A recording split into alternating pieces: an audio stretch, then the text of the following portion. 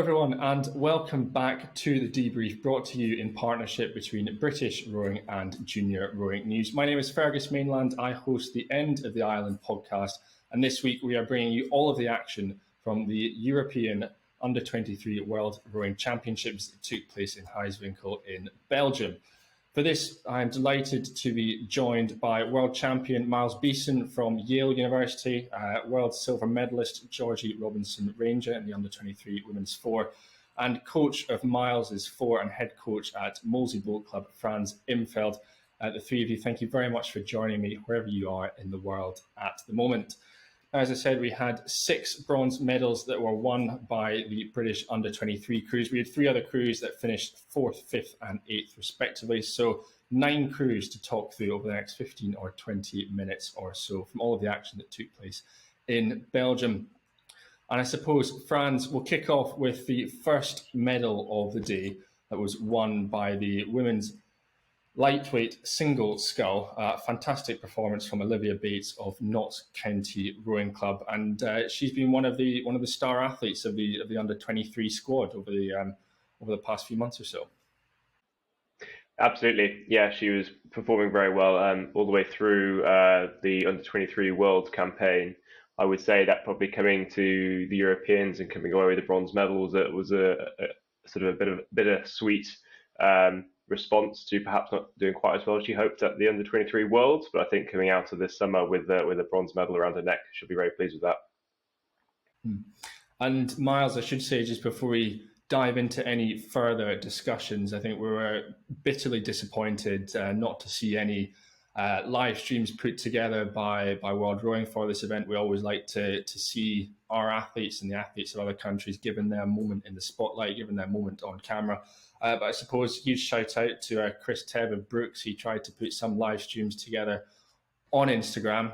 And I think a few of the other coaches tried to as well. But we'd like to see as many of these events covered to as high a standard as possible.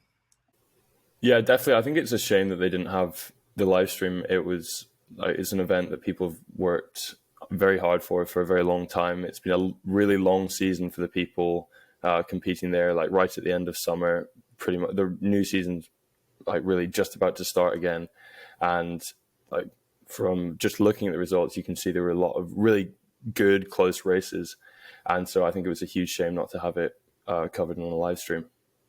Yeah, we'll see what they can put together for the next instalment of the World Rowing Racing, and I suppose the next race, or continuing with the lightweight women's theme, we had another brilliant bronze medal was won by our lightweight women's double scull, Annabelle Runett and Lauren Madison, coached by Chris Bartley. And Miles, it was a performance they had to come through the field, 5th at the 500 metre mark, 1,000 metre mark as well, and put together a fantastic sprint finish to come away with the bronze. Yeah, it's amazing, and that's what makes so many lightweight races so great. They tend to be a lot closer. There tends to be a bit more going on than in some heavyweight races. Like there's often a lot more uncertainty about who's going to win, and yeah, it's just amazing that they could pull it off like they did. And Franz, I suppose you're speaking about almost the uncertainty that Miles touched on there. So I suppose the lightweight Olympic program almost has its uncertainties, as we know. And I think what's great to see is that we're still sending 3 athletes on the lightweight women's side of things to the European Under-23 Championship. So we're still supporting this program over the next few years leading up to Paris and potentially LA. We'll see what the Olympic Association decides to do with this. Yeah, no, it's really good to see. I think, look, we've got a bit of heritage at the moment on the lightweight women's side especially, and it's good to see that there is some support below the senior team there. I know obviously the group training at Caversham is a lot smaller than it has been in the past with kind of the uncertainty of where lightweights are going, but then to still see 3 medalists coming out of the development pathway is really, really encouraging. Hopefully that means that there's going to be a good sort of backup going into Paris and then hopefully onto LA as well. Yeah, certainly. And sticking with women's doubles, we'll move from the lightweight onto the openweight double. We had a brilliant combination with a huge amount of experience, having raced at the Varese World Championships. We had Lauren Henry and we had Vairi Obakuwu Georgie. Lauren, of course, getting the fourth place in her single scull at Varese, and Vairi getting the bronze medal in the double. And they've gone to Belgium now, and they come away with another bronze medal at the European Under-23 World Championships. Yeah, absolutely. I think Lauren's had a very tough season. She's gone through quite a lot this year, sort of illness and injury. Then to come away, I think she was already pretty pleased with that result at the World Championships, and then just to add a little bit of metal wear to that at the end of the summer, I think she's going to be very happy going into this next season. And Miles, I suppose just sticking with the women's sculling, just very briefly, we had a fantastic start to the campaign for the women's quad. They won their heat straight through to the final, and then a fifth place in the A final for our women's quad. Yeah, they might be a bit disappointed coming fifth in the end, but it's like the sculling field is just so stacked at the moment on the women's side, and so I think like they probably consider themselves like a development crew. They've all got big goals in the sport, and so just having that experience, like being in that A final, being in some close racing, will really like help to push them on, and they'll be pretty hungry for next season, I imagine. Yeah, I think it just shows the challenge of how to race a championships. Like going into a race and winning the heat can often be a bit of a double-edged sword. It can give you the confidence to then go on and carry on, but it can also perhaps maybe be slightly overconfident. I'm not entirely sure what their situation was, but clearly there were quite a few crews there that were not showing all of their cards in the heat and stepped ahead of them going into the final. And Franz, we've touched on a couple of these athletes who have already raced at the Under-23 World Championships in Varese, which took place a good few weeks ago now. So for a lot of these athletes, they'll have started up their pre-seasons about this time last year at their respective clubs, either at universities or at clubs. So they've effectively been on the go for 12 months now. So for those who race at the World Championships and now at the European Championships, it's a long, long season for them. How much time off will they get between, say, the World Championships, the European Championships, and how is that something that the coaches are able to manage to ensure that they're not burning out as the season goes on? Yeah, there's some crazy cats in some of these crews. Managed to keep going all the way through without stopping. I'm not entirely sure how they do that. Having said that, the senior athletes haven't even started racing yet, so their season's even longer.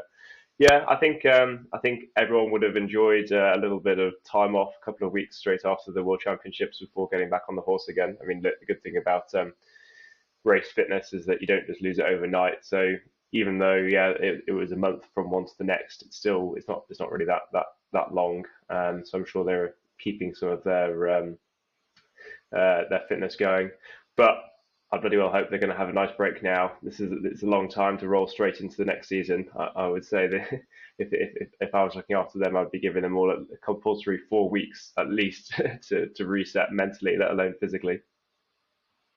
So, George, we obviously heard Franz's perspective there, but how is it that you, as an athlete, find going from various through the various stages of selection throughout the year, maintaining that focus and that attention to it the whole way through, but then also by the time you get to the summer, going through various final selections, the last seat races and whatever. How is it that you keep yourself in the right shape of mind to perform when it matters most? I mean, personally, I quite enjoy trialing. I like that it's like a bit of an individual challenge on top of what we're doing at the club. And then it does cut into your summer holiday, but like you do enjoy it and you do get on with it, and then make sure you get a proper break after. I definitely didn't take enough days off after World's Camp, and then I went into one of Shep's camps over summer, and then I kind of had to force myself to have time off. And I'm trying to slowly build back into some training now, but yeah, definitely it's taking time when you need to, but also just staying on top of yourself individually, I guess, because it's very individual trials. It's not like how you do as a whole 8 throughout the year. It's it's fun though. And Miles, I suppose, coming over from the States, having done your whole season at Yale, obviously the likes of Georgie and the other UK-based athletes will have had various trials opportunities throughout the year. But you obviously, you've got your erg performances, but you come straight into the trialing system right at the end of the academic year. What's that perspective like? Yeah, it's quite strange coming in because obviously there's a whole history of the trials that have happened throughout the year. There's some kind of order that they have going in, and then there's a huge percentage of guys and girls coming over from America who've been training and studying there all year, and so they kind of operate a camp. Some boats race at Henley. That's kind of what we did this year, where they can just like monitor your performance and kind of get an idea of where you're going to fit into the team, really. And then that gives them a little bit more information that they have going into the seat racing that we do before the U23 team selection. And yeah, it's really interesting coming in and seeing like who's kind of stepped on in the UK. You get I have a huge amount of respect for the stuff that people are doing in some of the British programs, and seeing like just how well they're rowing, how strong those guys are. And so it's great to come in and have a chance to row with those guys. And Georgie, will head over to obviously the boat that you won your silver medal at the Under-23 World Championships in. We'll head over to the women's 4, and similar to the lightweight women's double scull, they had to row through the field. They were in 4th at 500 metres into the race, but a fantastic performance from the women's 4 to come away with a bronze medal. Yeah, I think for quite a relatively inexperienced crew, they're really, really happy with that. I know Annie Sharp on that boat. She rowed at UL for 3 years with me.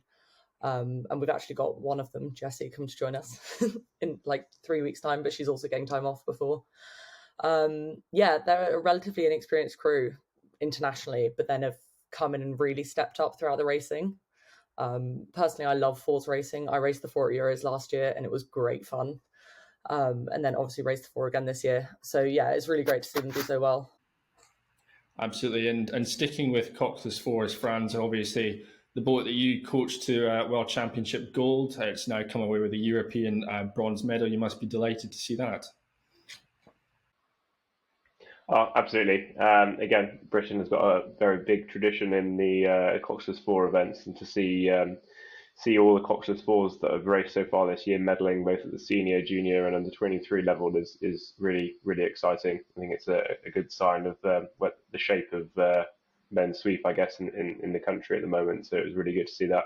But I believe they had a last-minute substitution as well, so to still come away with the medal in that boat is pretty excellent. Yeah, Miles, it's not the first time that we've seen British crews either at under-23 or senior level that end up with substitutes. And in this case, it was Ben Hines was put in. Max Thompson was originally selected but had to be withdrawn. Absolutely gutted for him, but I think it shows the depth that we're seeing across the entire under-23 program for people to come in and to continue to deliver performances. Absolutely. Poor Max Thompson has had absolutely no luck over the past few years. He's had injury after injury, and I was so happy to see him in this boat. I was so excited for what they were going to do. Like, no one deserves it more than him. And then to have this happen, like, right at the last moment, like, he pretty much, they found out as soon as he got off the plane. It's just really gutting. But Ben's a great rower, and the fact that they did so well is really, really impressive. And Max will be back. I've already spoken to him. He's getting ready for next year, and so I'm not too worried about him. But it is really impressive that you can have someone step in at such short notice and still perform. Like a Cox's 4 isn't the easiest boat to row. It's not like an 8 where you can sometimes throw someone in and you won't notice it. Like it's quite a big percentage of the crew. And so they just handled that really well. Yeah, they absolutely did. And Georgie, the final race of the day for the British crews was the men's 8, another brilliant race that we saw out there in Haaswinkel. It was 6 boats in the final, and a tussle all the way through between the likes of Great Britain, Romania, the eventual winners, Poland and the Czech Republic. One of the races that we managed to get some sort of a live stream from Chris Tebb, the coach. But again, our sixth and final bronze medal won by the men's eight. Yeah, it's really, really great to see. There was a really tight race for the bronze medal at the end, from what I could pick up between Chris's video that kept cutting out and the audio that his version of commentary. It was great. Yeah, really tight fight for the bronze medal. Great race in the end. Like two of those boys raced at the World Champs as well, so they've had a really long season. So to be able to carry that through and then perform again 4 weeks later now is really impressive. Yeah, racing eights is great. Always great racing, always tight racing, and it definitely delivered what we wanted to see. Yes, it definitely did. And Franz, obviously, we've touched on the women's quad coming away with their fifth place performance. But two of the boats that we haven't talked about yet, that was the men's double, who came away with a fourth place position, and the men's quad that finished second in the B final and eighth overall at the European Under-23 World Championships. Where does that leave the men's sculling side of things going forward, do you think? Yeah, men's sculling is a little bit of a challenge at the moment in the UK. I think we struggle with just the sheer amount of people who just focus on sweep versus sculling. And I mean, the seat rating that we had to do on the men's side and the sweep team before in the 23s was fairly monumental. It just kept going and going and going, whereas the sculling was kind of over and done with in a couple of days. And I do think that kind of pressure, that competitive pressure, isn't necessarily there on the sculling side.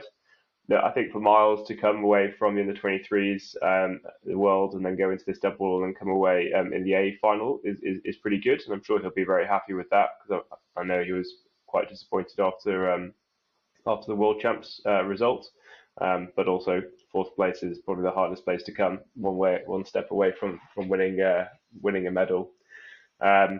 But again, I'm sure the quad obviously absolutely raced their socks off. But again, it's just we're just not quite getting it at the moment in the sculling team. I really think it comes down to the amount of people doing it.